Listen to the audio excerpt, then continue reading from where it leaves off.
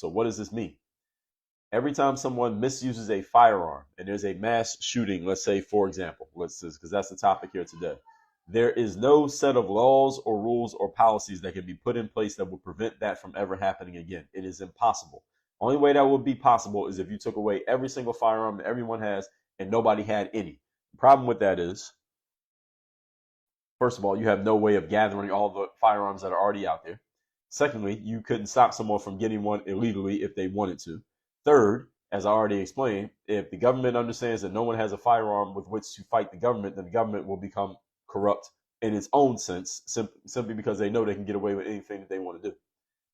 So this is the reason why you can't create this perfect outcome of let's create a system to where there can be no possible mass shootings. This is impossible. You can't do it.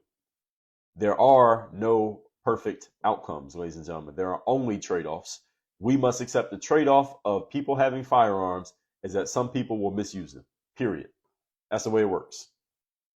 The trade-off of people having firearms is that they will be misused. And even though it's unfortunate, and I'm not hoping that it happens, there will be another one of these. This will happen again.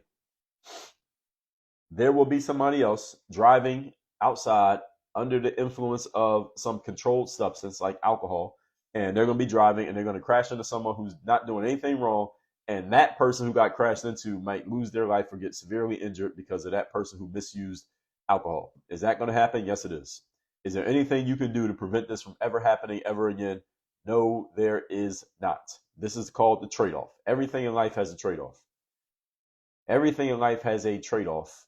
And if you are not familiar, if you don't know what the trade-off is of anything that you're doing in life, it's not because there is not a trade-off, just that you don't know what it is. Doesn't mean that there isn't one. Everything has a trade-off. So any situation in life that you think is just perfect and there are no downsides, that's not true. There are downsides.